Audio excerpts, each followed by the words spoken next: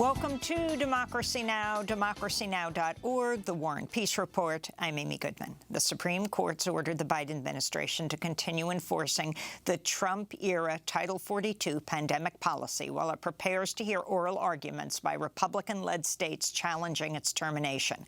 The court will determine the policy's fate in its next session, which begins in February. This comes after a lower court had allowed Biden officials to end the policy earlier this month. Title 42 has been used to expel over 2 million migrants at the U.S.-Mexico border since March 2020, blocking them from seeking asylum. Thousands remain stranded in Mexico, often in extremely dangerous conditions. We'll have more on these latest developments after headlines.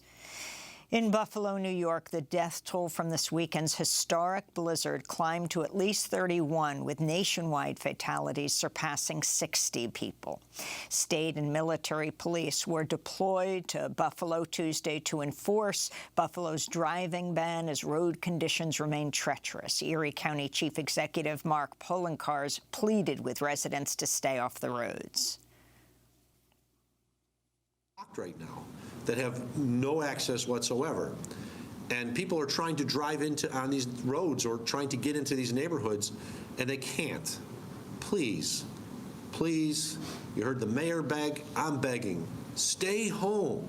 Meanwhile, the air travel chaos caused by the Christmas snowstorm has left thousands stuck at airports around the country.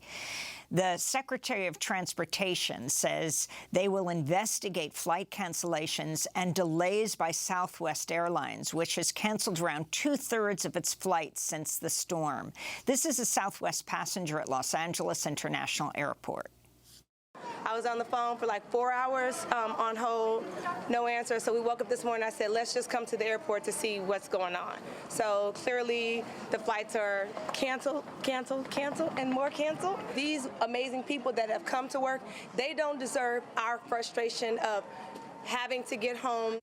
Southwest workers and union members say the company had ignored warnings that software is out of date and unable to handle such disruptions. 90% of the cancellations were Southwest. We'll have the latest from Buffalo and the situation at Southwest Airlines later in the broadcast. The House committee investigating the January 6th insurrection released a new batch of transcripts Tuesday, including the explosive testimony from Trump staffer Cassidy Hutchinson, who said former Chief of Staff Mark Meadows burned documents in his office fireplace once or twice a week in the final weeks of the Trump administration.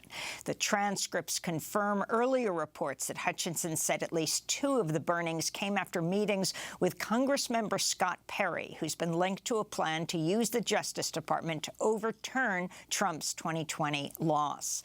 Meanwhile, Trump's director of personnel testified the former president considered blanket pardons for people facing charges linked to the Capitol attack. William Walker, now the House Sergeant at Arms and then head of the D.C. National Guard, told lawmakers in his deposition, quote, I'm African-American. I think would have been a vastly different response if those were African-Americans trying to breach the Capitol. You're looking at someone who gets stopped by police for driving a high-value government vehicle. No other reason, he said.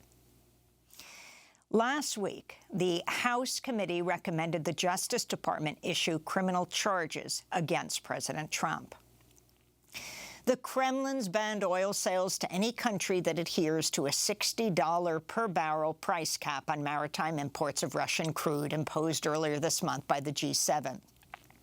The European Union and others have imposed their own bans on such imports, but the cap affects third parties that use G7 and European Union vessels and companies. Meanwhile, climate activists in Germany have been staging protests to call out their government's revival of coal burning to make up for the loss of Russian gas previously supplied by the Nord Stream 1 pipeline. Indian authorities say they're investigating the deadly fall of Russian sausage tycoon and politician Pavel Antov from a hotel window in the eastern state of Odisha. One of Antov's travel companions died of an apparent heart attack at the same hotel 2 days earlier.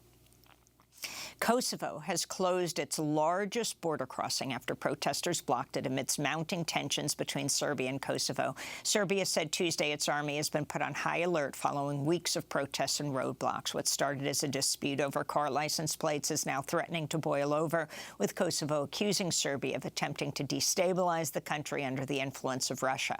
Some 50,000 ethnic Serbs live in northern Kosovo but do not recognize Kosovo's independence. The arrest of a former Serbian police officer in northern Kosovo earlier this month has refueled the simmering tensions. In Indonesia, at least 185 Rohingya refugees reached western Aceh province Monday after their overcrowded wooden boat was adrift on the Admanan Sea for over a month without a working engine. Survivors said at least 26 refugees died at sea. The surviving passengers, including children, nearly starved, with so many malnourished and dehydrated they could barely walk. This is Shafiq Rahman, a Rohingya refugee speaking from a makeshift shelter in Indonesia. From Myanmar, we became refugees in Bangladesh. We cannot read Bengali. We were provided assistance from Bangladesh, and we came to Indonesia in a boat to make our lives better. Just a day earlier on Christmas, another boat carrying over 50 Rohingya refugees came ashore in Indonesia. The UN says the number of Rohingya refugees undertaking the dangerous trek by boat to Indonesia and other destinations in the region has increased sixfold in 2022. It's estimated over 1 million Rohingya Muslims have fled persecution in Burma since 2017, with most languishing in dangerous and squalid refugee camps in neighboring Bangladesh. The U.S. Military Academy at West Point has begun removing Confederate monuments from its New York State campus following a congressional review and Pentagon orders to take down or rename 13 Confederate assets and memorabilia. The removal includes a portrait of General Robert E. Lee, who was a graduate and superintendent of West Point. The Southern Poverty Law Center says over 230 Confederate symbols have been removed or renamed in the U.S. since May 2020, when racial justice protests swept the country.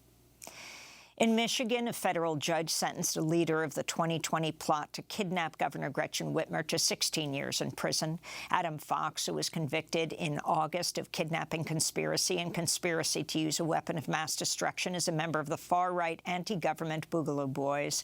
Other Boogaloo members took part in the January 6th Capitol insurrection. Another leader in the Whitmer kidnapping plot, Barry Croft, is being sentenced today.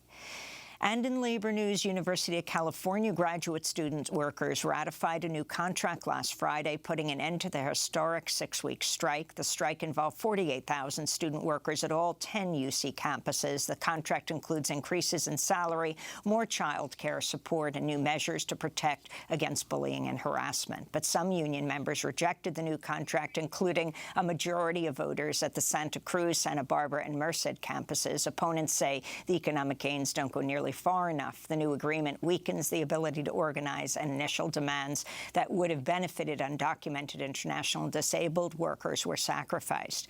Meanwhile, here in New York, part-time and non-tenure track full-time faculty at Fordham University have overwhelmingly voted to authorize a strike starting January 30th if they're unable to reach a tentative agreement and a commitment to fair wages. And those are some of the headlines. This is Democracy Now!, democracynow.org, the War and Peace Report. I'm Amy Goodman in New York, joined by Democracy Now!'s Juan Gonzalez in Chicago. Hi, Juan.